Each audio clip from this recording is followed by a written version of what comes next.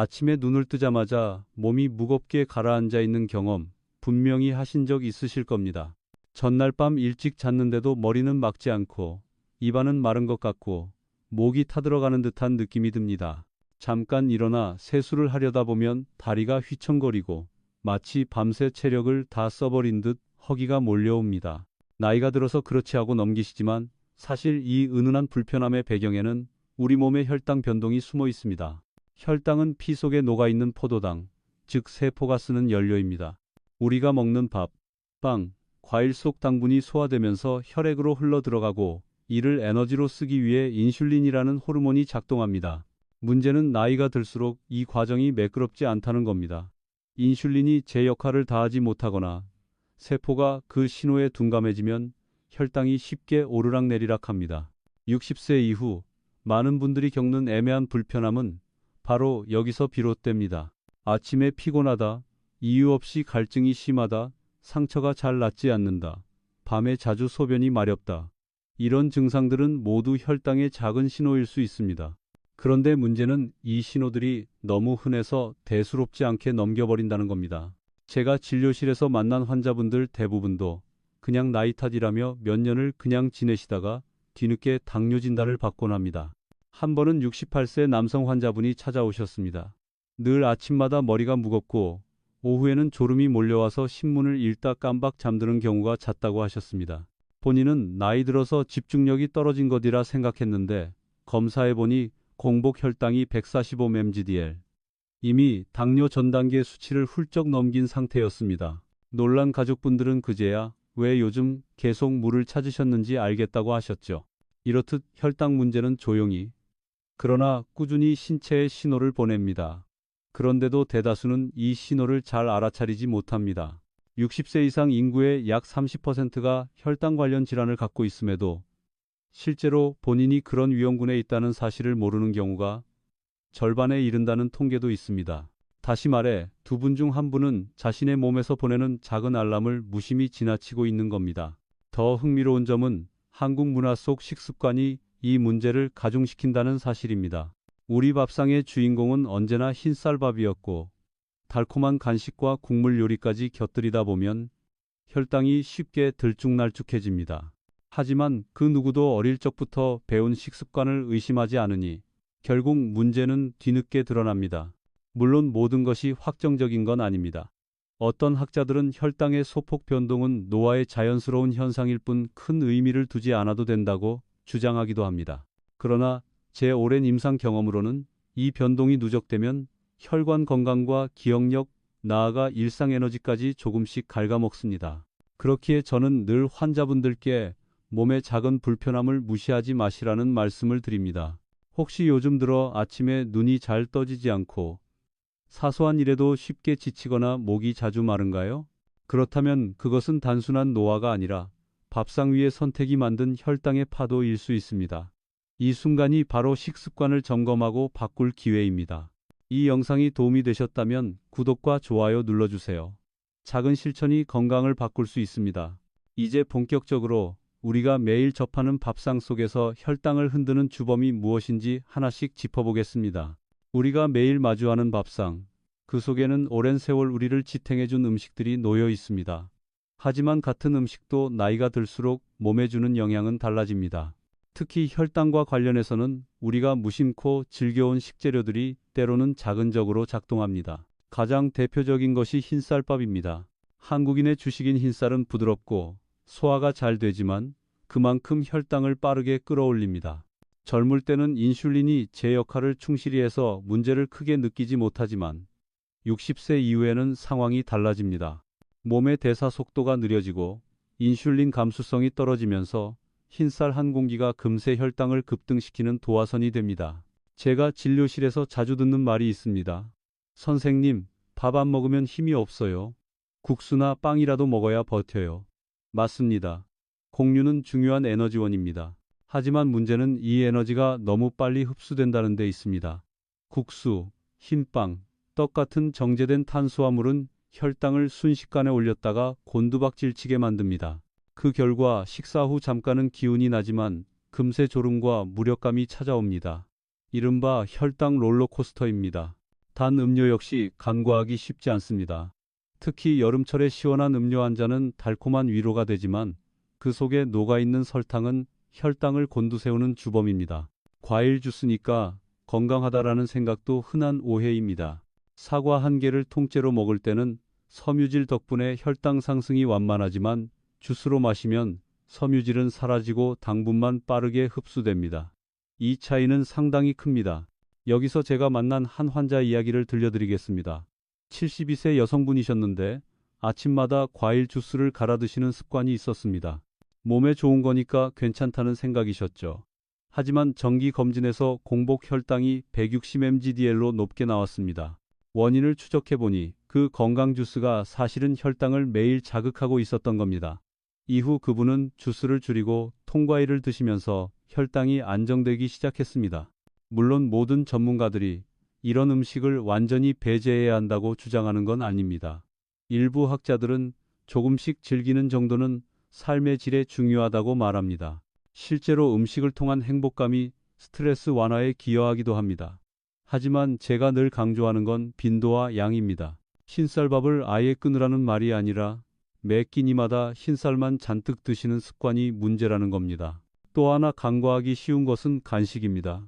나이가 들면 입맛이 줄어들면서 식사량은 줄지만 대신 간식을 자주 찾게 됩니다.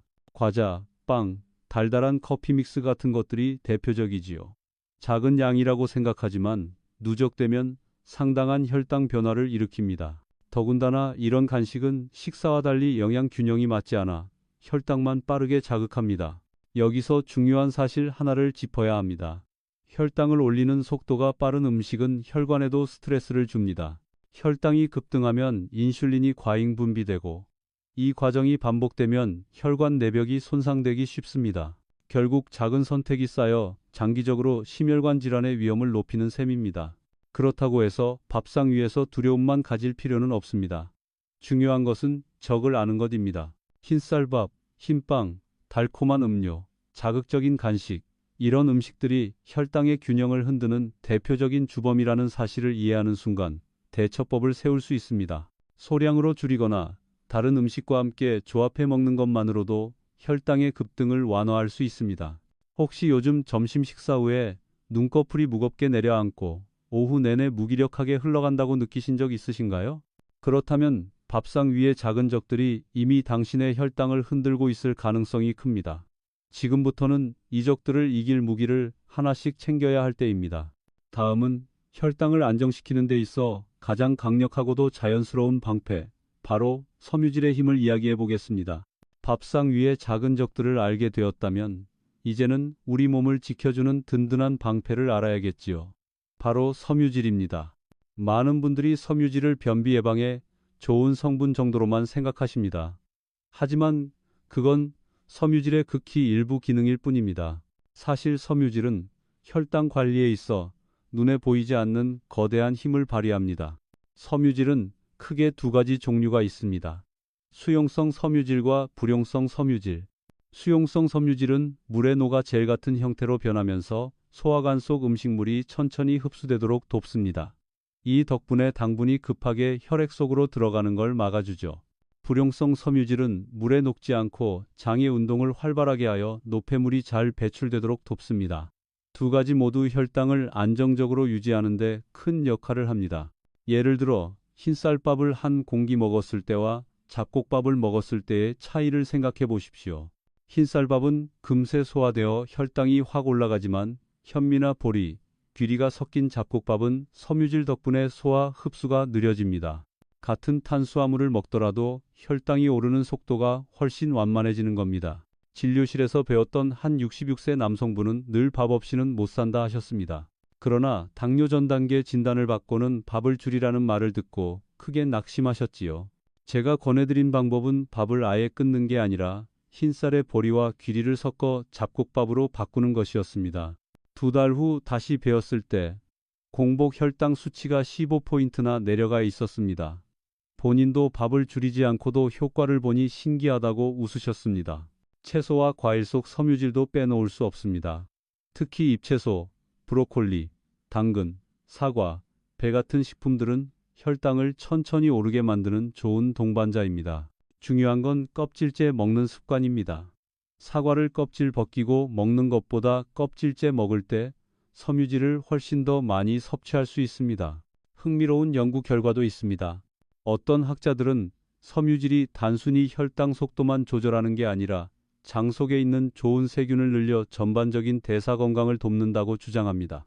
즉, 장내 미생물이 섬유질을 먹이로 삼아 짧은 사슬 지방산 같은 유익한 물질을 만들고 이것이 인슐린 감수성을 높여 혈당을 더 안정적으로 만든다는 겁니다. 아직 모든 메커니즘이 다 밝혀진 건 아니지만 환자분들을 지켜본 제 경험상 섬유질이 풍부한 식단을 드신 분들이 확실히 혈당 변동이 덜 심했습니다. 여기서 잠깐 한 가지 오해를 풀어야겠습니다. 섬유질 보충제를 먹으면 충분하지 않나요? 라고 묻는 분들이 계십니다. 분명 보충제도 도움이 될 수 있습니다. 하지만 음식 속 섬유질은 비타민, 미네랄, 파이토케미컬 같은 다양한 영양소와 함께 어우러져 작용하기 때문에 그 효과가 훨씬 풍부합니다. 따라서 약 대신 식탁 위에 채소, 과일, 잡곡을 늘리는 게 우선입니다. 문화적인 이야기 하나를 곁들이자면 예전 어르신들은 자연스럽게 섬유질을 많이 드셨습니다. 된장국의 시래기, 보리밥, 나물 반찬 모두 섬유질의 보고였습니다. 하지만 현대에 들어와 흰쌀, 가공식품 위주의 식단으로 바뀌면서 섬유질 섭취량이 눈에 띄게 줄었습니다. 그래서 옛날보다 당뇨나 고혈압 같은 질환이 훨씬 늘어난 것도 우연이 아닙니다. 혹시 요즘 들어 식사 후 금세 졸리고 배가 더부룩한 느낌이 자주 드시나요? 그렇다면 밥상에 섬유질이 부족하다는 신호일 수 있습니다. 흰쌀 한 공기를 반만 덜고 그 자리를 나물이나 채소로 채워보십시오. 작은 변화지만 혈당 곡선은 확실히 달라집니다. 우리가 선택하는 한 숟가락, 한 접시가 몸의 균형을 지켜줍니다. 섬유질은 눈에 보이지 않지만 조용히 당신의 혈당을 안정시키는 든든한 수호자입니다. 이제 밥상에서 섬유질과 함께 꼭 챙겨야 할 또 다른 동반자 바로 단백질의 균형에 대해 이야기해 보겠습니다. 밥상에서 섬유질이 혈당의 속도를 조절하는 브레이크라면 단백질은 그 브레이크가 흔들리지 않도록 받쳐주는 안전벨트라 할 수 있습니다. 단백질은 단순히 근육을 만들거나 힘을 주는 영양소가 아닙니다. 혈당을 완만하게 유지하는 데도 중요한 역할을 합니다. 먼저 단백질이 혈당을 어떻게 돕는지 살펴볼까요? 우리가 밥만 먹었을 때는 탄수화물이 빠르게 소화되어 혈당이 확 치솟습니다. 그러나 밥과 함께 생선, 두부, 달걀 같은 단백질 음식을 곁들이면 소화 속도가 느려지고 혈당이 천천히 올라갑니다. 식후 혈당의 급등을 막아주는 효과가 있는 것이지요. 실제로 제가 진료실에서 자주 강조하는 식사법이 있습니다. 밥 숟가락부터 들지 말고 반찬 먼저 드세요. 단백질과 채소를 먼저 먹고 탄수화물을 나중에 먹으면 혈당이 올라가는 곡선이 완전히 달라집니다. 같은 양의 밥을 먹어도 훨씬 부드럽게 흡수되기 때문에 혈당이 급격히 튀어오르는 걸 막을 수 있습니다. 한 70세 여성 환자분은 매일 아침 토스트와 커피만 드시는 습관이 있었습니다. 늘 오전 11시쯤 되면 배가 고프고 어지럽다며 간식을 찾곤 하셨죠. 제가 권한 건 단순했습니다. 아침 식사에 삶은 달걀 하나, 두부 부침 한 조각을 추가해 보시라는 거였습니다. 2달 뒤 다시 뵈었을 때 오전의 허기짐이 거의 사라지고 혈당 검사 결과도 훨씬 안정적으로 바뀌어 있었습니다. 그분은 별거 아닌 것 같은데 신기하다고 말씀하시며 웃으셨습니다. 단백질이 중요한 또 다른 이유는 근육 때문입니다. 나이가 들면 근육량이 자연스럽게 줄어듭니다. 근육은 혈당을 저장하고 소비하는 큰 창고이자 공장입니다. 근육이 많을수록 혈당을 더 잘 활용할 수 있고 반대로 근육이 줄면 혈당은 혈액 속에 남아 돌 수밖에 없습니다.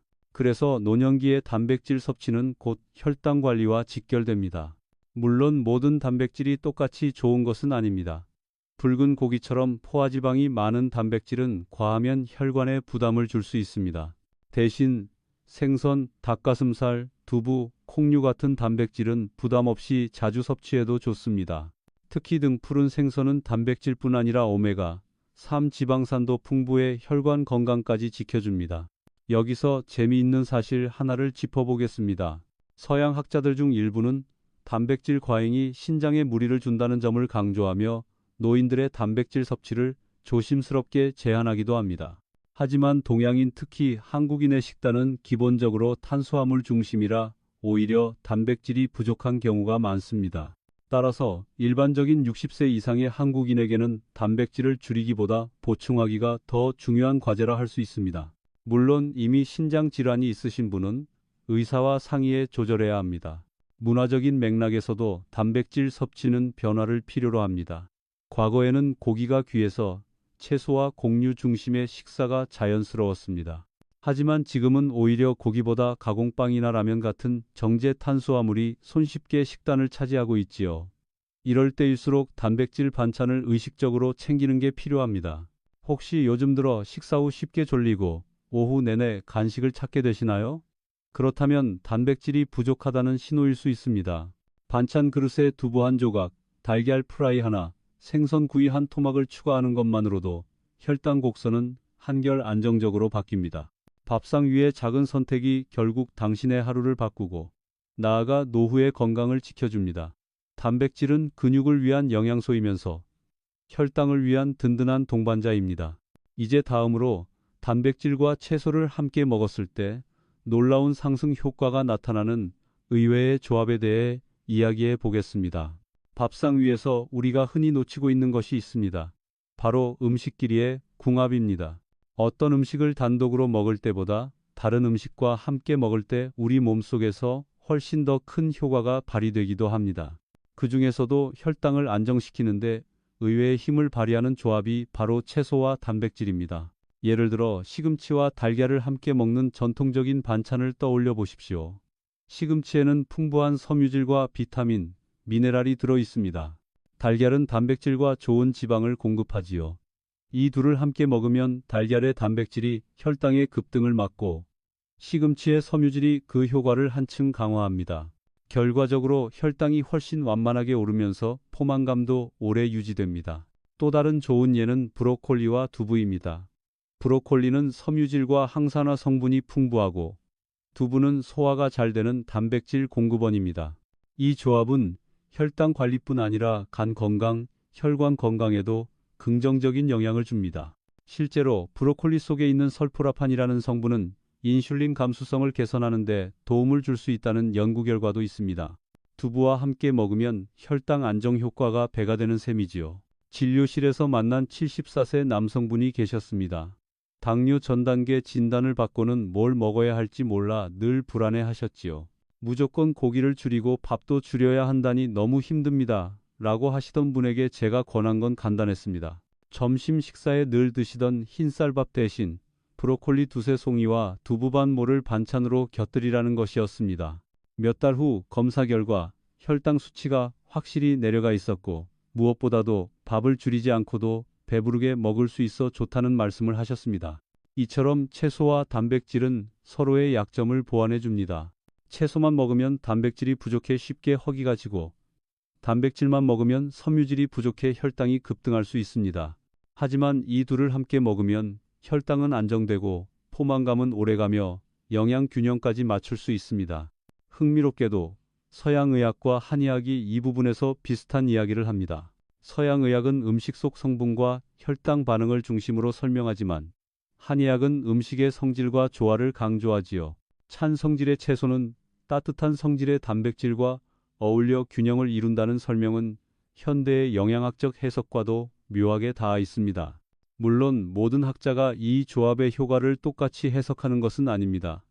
어떤 연구자들은 음식 조합보다는 총 섭취량과 칼로리가 더 중요하다고 말하기도 합니다.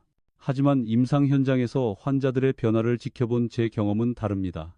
같은 양을 먹어도 어떻게 조합하느냐에 따라 혈당의 그래프는 분명히 달라집니다. 여기서 작은 생활 팁을 드리겠습니다. 식사 순서.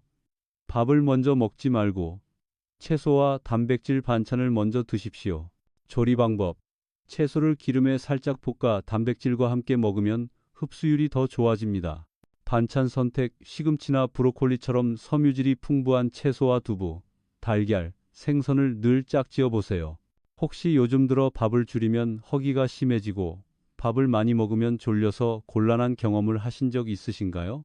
그렇다면 밥을 줄일까 말까 하는 고민 대신 채소와 단백질을 곁들이자는 선택이 해답이 될 수 있습니다.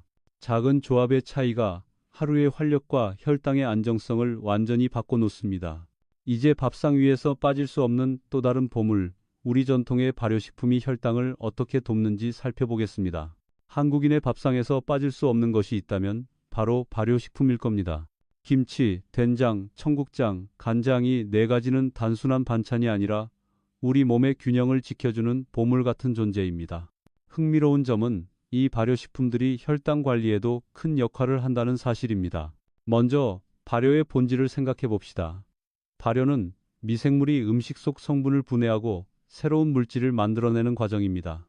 이 과정에서 비타민, 아미노산, 유익한 효소가 늘어나고 무엇보다 장 속에 좋은 균을 공급해 줍니다. 혹시 요즘 들어 밥을 줄이면 허기가 심해지고 밥을 많이 먹으면 졸려서 곤란한 경험을 하신 적 있으신가요? 그렇다면 밥을 줄일까 말까 하는 고민 대신 채소와 단백질을 곁들이자는 선택이 해답이 될 수 있습니다. 작은 조합의 차이가 하루의 활력과 혈당의 안정성을 완전히 바꿔놓습니다. 이제 밥상 위에서 빠질 수 없는 또 다른 보물, 우리 전통의 발효식품이 혈당을 어떻게 돕는지 살펴보겠습니다. 한국인의 밥상에서 빠질 수 없는 것이 있다면 바로 발효식품일 겁니다. 김치, 된장, 청국장, 간장이 네 가지는 단순한 반찬이 아니라 우리 몸의 균형을 지켜주는 보물 같은 존재입니다. 흥미로운 점은 이 발효식품들이 혈당 관리에도 큰 역할을 한다는 사실입니다. 먼저 발효의 본질을 생각해 봅시다. 발효는 미생물이 음식 속 성분을 분해하고 새로운 물질을 만들어내는 과정입니다. 이 과정에서 비타민, 아미노산, 유익한 효소가 늘어나고 무엇보다 장 속에 좋은 균을 공급해 줍니다. 장내 미생물은 단순히 소화를 돕는 데 그치지 않고 혈당과 대사에도 깊게 관여합니다. 김치를 예로 들어보겠습니다. 김치에는 수용성 섬유질이 풍부할 뿐 아니라 발효 과정에서 젖산균이 대거 늘어납니다. 젖산균은 장내 환경을 개선하고 혈당이 급격히 오르는 것을 완화하는 데 도움을 줍니다. 제가 만난 환자분 중 65세 여성분은 늘 아침에 식빵과 커피로 간단히 식사하셨는데 제가 김치 한 접시만 추가해 보세요 라고 권했습니다. 2달 뒤 공복 혈당 수치가 안정적으로 낮아진 것을 확인할 수 있었습니다. 김치의 섬유질과 유산균이 동시에 작용한 결과였습니다. 청국장과 된장 같은 콩 발효식품도 주목할 만합니다. 콩에는 원래부터 단백질과 이소플라본이라는 성분이 들어있는데 발효 과정에서 이들이 더 잘 흡수되는 형태로 바뀝니다. 특히 청국장에는 바실러스 서브틸리스라는 강력한 균이 있어 장내 유익균을 늘리고 염증을 줄이는 효과가 있습니다.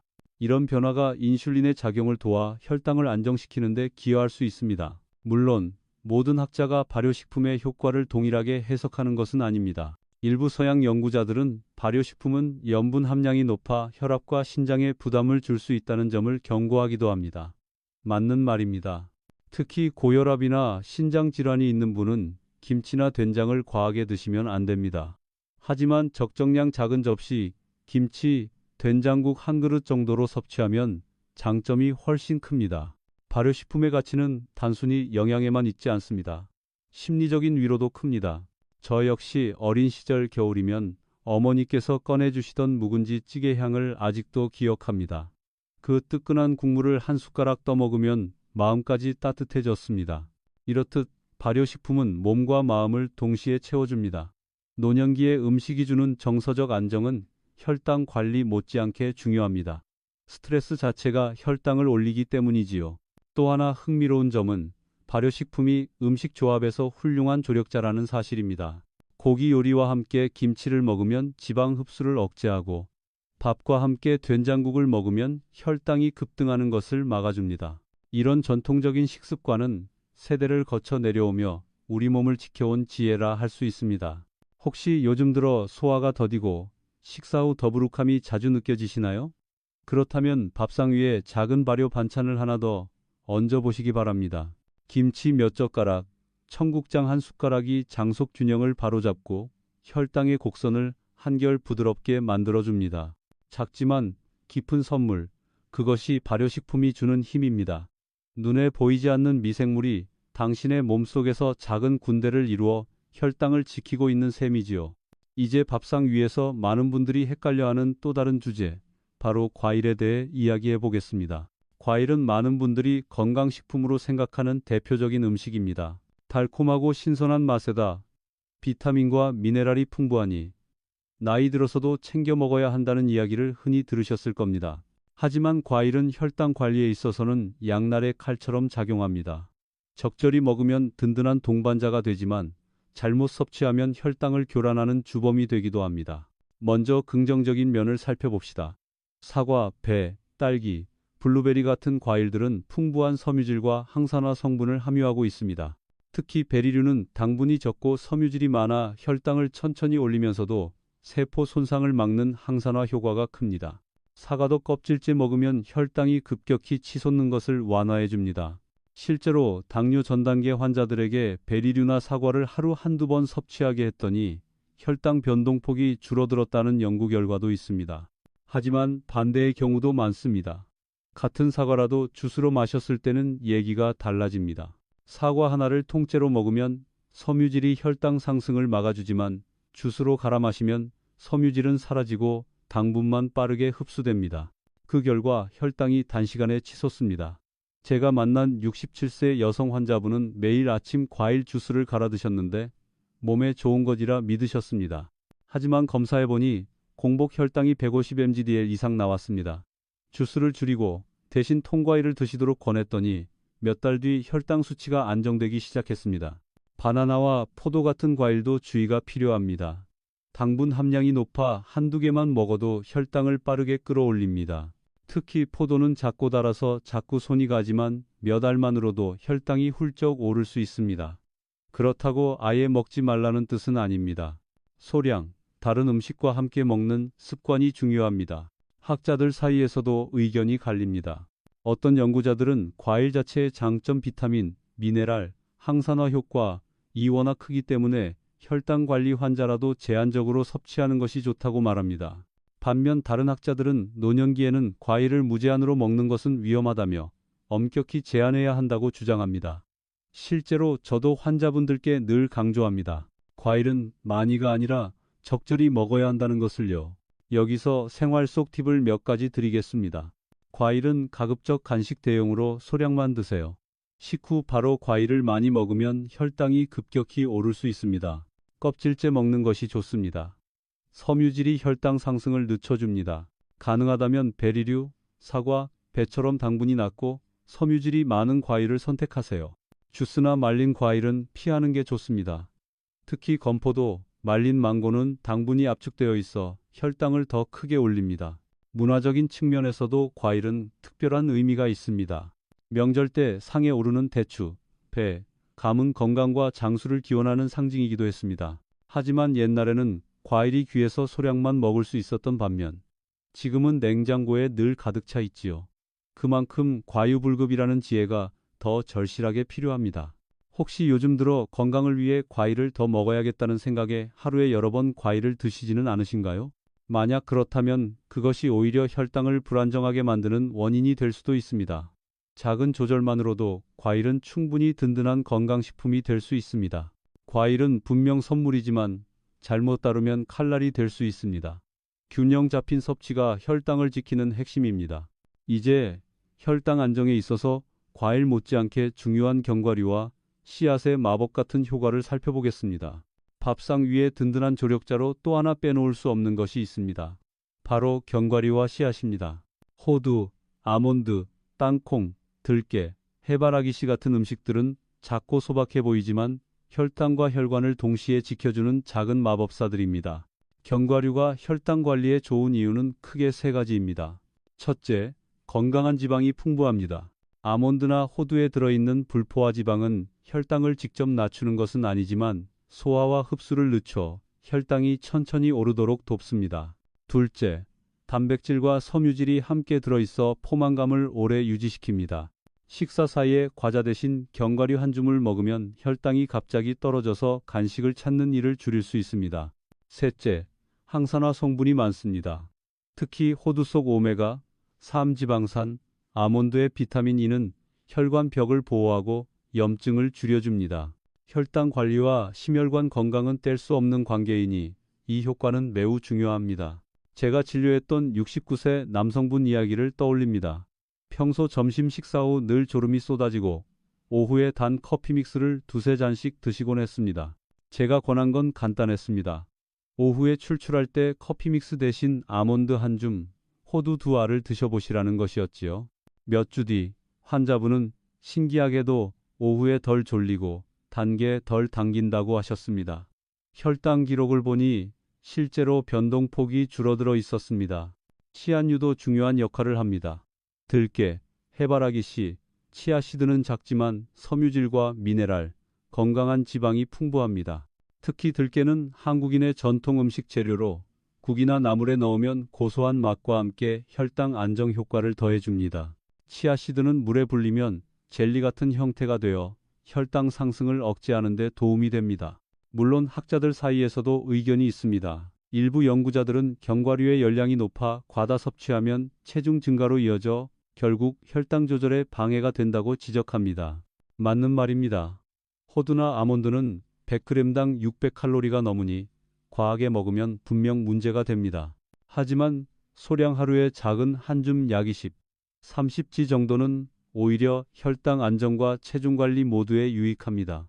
문화적인 맥락에서도 견과류는 특별한 의미가 있습니다. 옛날에는 귀한 음식이라 명절이나 특별한 날에만 먹을 수 있었지만 지금은 언제든 마트에서 손쉽게 살 수 있지요. 그렇다고 해서 과자를 대신해 무의식적으로 계속 집어먹는 건 좋지 않습니다. 견과류를 작은 약처럼 하루 정해진 양만 챙기는 습관이 필요합니다. 생활 속 팁을 드리자면 견과류는 생으로 드시는 게 가장 좋습니다. 소금이나 설탕이 첨가된 제품은 피하십시오. 간식 대용으로 활용하세요. 과자나 빵 대신 아몬드, 호두, 땅콩을 소량 드시면 좋습니다. 씨앗류는 요리에 곁들이기가 효과적입니다. 들깨 가루를 국에 넣거나 치아씨드를 요거트에 넣으면 혈당 관리에 큰 도움이 됩니다. 혹시 요즘 들어 오후만 되면 단 것이 당기고 커피나 과자 없이는 버티기 힘드시진 않으신가요? 그렇다면 간식의 습관을 견과류로 바꾸는 것만으로도 혈당 변동을 줄이고 하루의 피로감을 덜어낼 수 있습니다. 작은 한 줌이지만 그 안에 담긴 효과는 결코 작지 않습니다. 견과류와 씨앗은 마치 눈에 보이지 않는 약처럼 혈당과 혈관을 동시에 지켜주는 힘을 가지고 있습니다. 작은 마법 같은 습관이 결국 노후에 큰 차이를 만듭니다. 이제 혈당을 지키는 또 다른 열쇠, 바로 식사 타이밍에 대해 이야기해 보겠습니다. 음식의 종류만큼이나 중요한 것이 바로 언제 먹느냐입니다. 같은 밥 한 공기라도 아침에 먹을 때와 밤늦게 먹을 때 우리 몸의 반응은 전혀 다릅니다. 그래서 식사 타이밍은 혈당 관리에 있어 숨겨진 열쇠와도 같습니다. 먼저 늦은 저녁 식사가 왜 문제인지 살펴봅시다. 밤이 되면 우리 몸의 인슐린 감수성은 낮아집니다. 낮에는 비교적 잘 작동하던 인슐린이 밤에는 둔해져서 똑같은 양의 음식을 먹어도 혈당이 더 높게 유지됩니다. 특히 9시 이후의 식사는 그 영향이 큽니다. 제가 만난 70세 남성 환자분은 늘 늦은 저녁 술자리를 가지셨는데 아침 공복 혈당이 항상 160 이상으로 나왔습니다. 저녁 식사 시간을 7시 이전으로 당기고 술자리를 줄였더니 혈당이 눈에 띄게 안정되었습니다. 또 하나 중요한 것은 끼니를 거르는 습관입니다. 어떤 분들은 하루 두 끼만 먹는 게 몸에 좋다고 믿고 아침을 거르기도 합니다. 하지만 노년기에는 공복 시간이 길어지면 간에서 당분을 더 많이 분비해 혈당이 오히려 불안정해질 수 있습니다. 특히 당뇨 전 단계나 이미 당뇨 진단을 받은 분이라면 장시간 공복은 저혈당과 고혈당을 번갈아 겪게 만드는 위험한 패턴을 만들 수 있습니다. 반대로 너무 자주 간식을 먹는 것도 문제입니다. 하루 종일 조금씩 먹는 습관은 혈당을 계속 들쭉날쭉하게 만듭니다. 제가 권하는 방법은 규칙적인 세 끼와 필요할 경우 작은 간식 한두 번입니다. 간식은 빵이나 과자가 아니라 앞에서 말씀드린 견과류, 채소 혹은 소량의 과일이 가장 좋습니다. 흥미로운 연구 결과도 있습니다. 일부 학자들은 시간 제한 식사, Time Restricted Feeding가 노년기의 혈당 조절에 도움이 된다고 주장합니다. 예를 들어 아침 8시에 첫 끼를 먹고 저녁 6시 이전에 마지막 식사를 끝내면 밤 동안 인슐린이 쉴 수 있는 시간을 충분히 갖게 되어 혈당 조절이 좋아진다는 겁니다. 하지만 또 다른 학자들은 노인에게 장시간 금식은 근육 손실을 불러올 수 있다며 신중해야 한다고 경고합니다. 제 경험상 지나친 금식보다는 규칙적이고 일정한 식사 패턴이 더 안정적이었습니다. 문화적으로도 우리는 아침은 왕처럼, 점심은 평범하게, 저녁은 거지처럼이라는 옛말을 알고 있습니다. 과학적으로 보아도 일리가 있습니다. 아침에 충분히 단백질과 섬유질을 챙기고, 점심은 균형 있게, 저녁은 가볍게 먹는 것이 혈당에도 체중 관리에도 유리합니다. 환자분들께 자주 드리는 팁 몇 가지를 말씀드리겠습니다. 저녁 식사는 가볍게, 일찍, 가능하다면 7시 이전, 늦어도 8시 전에는 마무리하세요. 끼니를 건너뛰지 않기. 특히 아침은 반드시 챙기되 단백질과 채소 위주로 구성하세요. 간식은 규칙적으로, 소량, 오후 허기가 심하다면 견과류나 사과 반쪽 정도면 충분합니다. 음식 순서 지키기. 채소와 단백질 먼저, 탄수화물은 나중에 드세요. 혹시 요즘 밤 늦게 출출하다고 라면이나 빵을 드시고 다음날 아침 혈당이 높게 나와 당황하신 적 있으신가요? 그렇다면 식사 타이밍이 문제일 가능성이 큽니다. 음식의 종류보다 더 강력하게 혈당을 흔드는 게 바로 언제 먹었는가이기 때문입니다. 식사 시간을 조율하는 작은 실천만으로도 혈당 곡선은 부드럽게 바뀝니다. 결국 건강은 거창한 비법보다 매일 반복되는 생활의 리듬에서 결정됩니다. 이제 우리가 종종 간과하는 아주 단순하지만 중요한 요소, 물 한 잔의 지혜가 혈당에 주는 영향을 이야기해 보겠습니다. 혈당을 이야기할 때 많은 분들이 밥, 반찬, 간식에만 주목합니다. 그런데 우리가 매일 마시는 물도 혈당에 깊은 영향을 미칩니다. 단순해 보여서 놓치기 쉽지만 물 한 잔이 혈당 안정에 주는 힘은 결코 작지 않습니다. 먼저 수분이 부족하면 우리 몸은 혈액을 진하게 만듭니다. 혈액이 진해지면 같은 양의 당분도 더 높게 측정됩니다. 또 갈증이 심할 때는 간에서 당분을 더 내보내 혈당을 올리기도 합니다. 그래서 실제로 탈수가 되면 혈당이 급격히 오르는 경우가 많습니다. 당뇨 환자분들이 여름철에 특히 혈당이 불안정해지는 이유 중 하나가 바로 수분 부족입니다. 제가 기억하는 한 환자분은 72세 남성분이셨습니다. 늘 혈당이 들쭉날쭉해서 약을 조절하기가 힘들었는데 알고 보니 하루에 물을 거의 마시지 않고 커피나 차로만 수분을 대신하고 계셨습니다. 제가 매일 아침, 점심, 저녁 전후로 물 한 컵씩만 챙기세요라고 권했습니다. 한 달 뒤 검사했을 때 혈당이 놀라울 정도로 안정되었고 환자분 본인도 별것 아닌 것 같지만 몸이 한결 가볍다고 말씀하셨습니다. 물은 단순히 혈당을 희석하는 역할만 하지 않습니다. 신장을 통해 노폐물을 배출하고 혈액의 흐름을 부드럽게 합니다. 이렇게 순환이 원활해지면 인슐린이 더 잘 작동할 수 있는 환경이 만들어집니다. 반대로 수분이 부족하면 혈액이 끈적해지고 인슐린이 제 역할을 하기 어려워집니다. 여기서 중요한 건 어떤 음료를 마시는가입니다. 많은 분들이 물 대신 과일 주스, 탄산음료, 심지어 무가당이라고 적힌 음료를 드시곤 합니다. 하지만 이런 음료들은 숨어있는 당분이나 인공 첨가물이 혈당을 자극할 수 있습니다. 결국 가장 좋은 건 맑은 물입니다. 커피나 차는 보조가 될 수 있지만 카페인이 많은 음료는 이뇨작용으로 오히려 수분을 빼앗기도 합니다. 학자들 사이에서도 물 섭취와 혈당의 관계에 대해 다양한 연구가 이루어지고 있습니다. 일부 연구에서는 충분한 수분 섭취가 혈당과 인슐린 민감도를 개선한다고 보고합니다. 반면 물만으로 혈당이 조절된다고 보기는 어렵다는 의견도 있습니다. 하지만 임상 경험상 물을 충분히 마시는 환자들이 그렇지 않은 환자들보다 혈당 변동이 훨씬 덜 심했습니다. 그렇다면 하루에 얼마를 마셔야 할까요? 일반적으로 성인은 하루 1.5리터의 수분이 필요합니다. 하지만 꼭 물병을 들고 억지로 마실 필요는 없습니다. 음식에도 수분이 들어있고 개인별 땀 배출이나 신체 활동에 따라 달라질 수 있으니까요. 다만 노년기에는 갈증을 잘 느끼지 못하는 경우가 많아 의식적으로 챙겨야 합니다. 갈증을 느끼기 전에 물을 마시는 습관이 필요합니다. 생활 속 실천법 몇 가지를 드리자면 아침에 일어나자마자 물 한 컵으로 하루를 시작하세요. 밤새 부족해진 수분을 채워줍니다. 식사 30분 전에 물 한 잔을 마시면 과식을 예방하고 혈당이 급격히 오르는 것을 막습니다.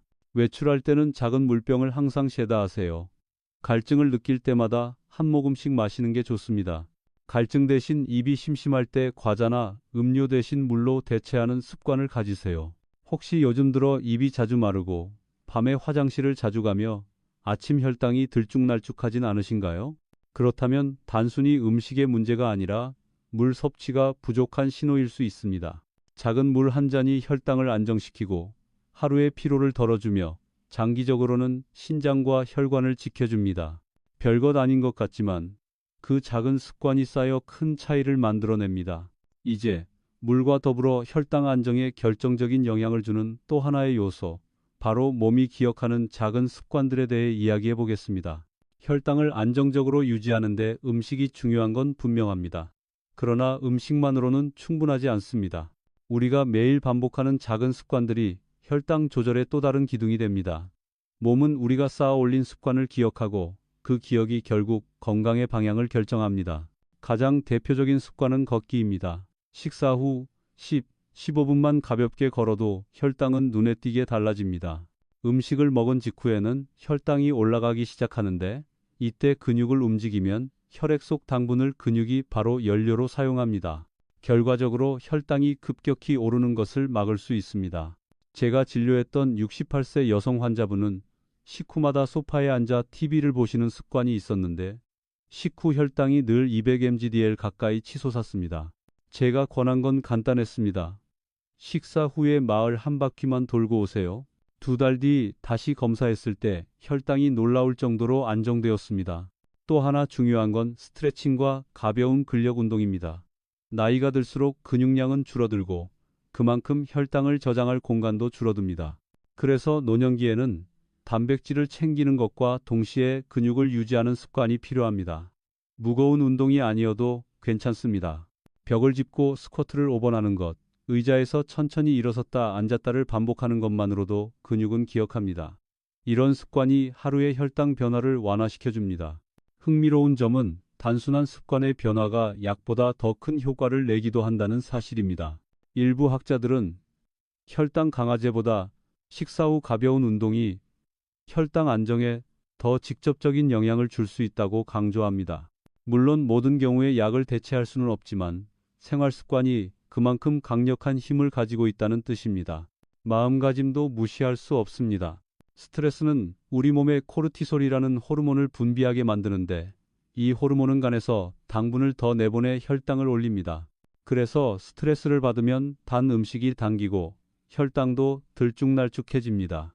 매일 일정한 시간에 호흡을 고르고 음악을 들으며 마음을 가라앉히는 습관은 단순한 위안이 아니라 실제로 혈당을 낮추는 효과를 가져옵니다. 저는 진료실에서 환자분들께 자주 이렇게 묻습니다. 오늘 하루 몇 번이나 몸을 움직이셨나요? 오늘 하루 몇 번이나 깊게 숨을 고르셨나요? 이 질문이 단순해 보여도 사실은 혈당 관리의 핵심을 담고 있습니다. 몸과 마음을 어떻게 쓰느냐가 곧 혈당의 그래프를 그리기 때문입니다.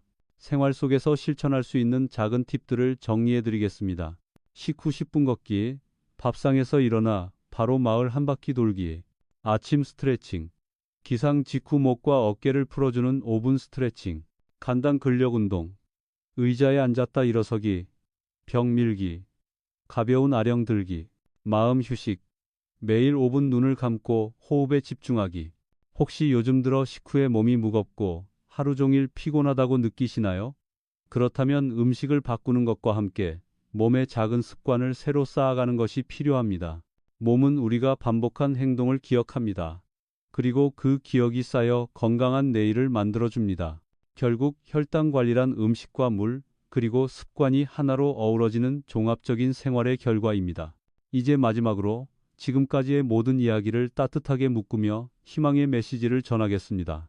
지금까지 우리는 밥상 위에 숨어있는 혈당의 비밀들을 하나씩 살펴보았습니다. 흰쌀밥과 단 음료처럼 우리를 교란하는 작은 적들이 있었고, 섬유질과 단백질, 발효식품, 견과류처럼 몸을 지켜주는 든든한 동반자도 있었습니다. 또 식사 시간, 물 한 잔, 그리고 매일의 작은 습관들이 혈당을 안정시키는 보이지 않는 힘이 된다는 것도 확인했습니다. 돌이켜보면 이 모든 것은 거창한 비법이나 값비싼 약이 아닙니다. 우리가 이미 손에 쥐고 있는 음식, 우리가 매일 반복하는 생활의 리듬 속에 해답이 있습니다. 그래서 저는 늘 환자분들께 이렇게 말씀드립니다. 건강은 특별한 순간에 찾아오는 게 아니라 평범한 일상에서 쌓이는 작은 선택의 결과입니다. 70대 초반의 한 환자분이 떠오릅니다. 늘 피곤하고 혈당 수치가 불안정해 약을 늘려야 하는 상황이었지요. 하지만 그는 약보다 식습관과 생활을 바꾸기로 결심했습니다. 흰쌀밥 대신 잡곡밥을, 커피 믹스 대신 물 한 잔을, 식후 TV 대신 동네 한 바퀴 걷기를 선택했습니다. 몇 달 후 다시 배웠을 때 그의 혈당 곡선은 놀라울 만큼 안정되어 있었습니다. 본인은 별거 아닌 것 같은데 내 몸이 달라졌다며 환하게 웃으셨습니다. 저는 그 웃음을 아직도 잊을 수 없습니다. 물론 혈당 관리에 있어 모든 답이 이미 밝혀진 것은 아닙니다. 어떤 학자들은 발효식품의 효과를 강조하고 또 어떤 학자들은 식사 타이밍을 더 중요하게 보기도 합니다. 과일을 얼마나 먹어야 적절한가에 대해서도 의견이 분분하지요. 그러나 분명한 건 우리 몸은 작은 변화를 기억한다는 사실입니다. 그 작은 변화가 누적되어 1년 후, 5년 후의 건강을 완전히 바꿉니다. 이제 스스로에게 물어보시길 바랍니다. 오늘 내가 선택할 작은 한 걸음은 무엇일까? 신선한 공기를 줄이고 채소를 더 담는 것, 저녁을 30분 일찍 먹는 것, 식사 후 집 앞 골목을 천천히 걷는 것 이 중 하나만으로도 충분합니다. 몸은 당신의 노력을 반드시 기억하고 그 보답을 건강으로 돌려줍니다. 이 순간에도 많은 분들이 이미 늦지 않았을까라는 걱정을 하십니다. 하지만 저는 40년 가까이 환자분들을 지켜보며 확신하게 되었습니다. 건강을 위한 변화는 언제 시작해도 늦지 않습니다. 지금 당장은 티가 나지 않아도 내일, 다음 달, 내년에는 분명히 달라집니다. 잠시 눈을 감고 상상해 보십시오. 내년 이맘때 아침에 눈을 떴을 때 몸이 훨씬 가볍고 입이 덜 마르고 하루가 훨씬 활력 있게 시작되는 모습을요. 좋아하는 손주와 더 오래 놀 수 있고 여행길에 오르며 발걸음이 가벼운 자신을 떠올려 보십시오. 이 모든 변화가 거창한 것이 아니라 오늘 밥상에서의 작은 선택에서 시작됩니다. 따뜻한 햇살이 부드럽게 내려앉는 아침, 식탁 위에 올려진 한 그릇의 잡곡밥, 옆에 놓인 신선한 채소와 두부, 그리고 물 한 잔. 식사 후 동네 공원을 걷는 당신의 모습. 바로 그 장면이 새로운 건강의 출발점입니다. 이제 당신의 건강 여정은 다시 시작될 수 있습니다. 작지만 꾸준한 선택이 쌓이면 내일은 오늘보다 훨씬 더 나아질 수 있습니다. 지금 시작하시면 내년 이맘때는 전혀 다른 삶이 펼쳐질 수 있습니다. 오늘이 그 첫걸음입니다.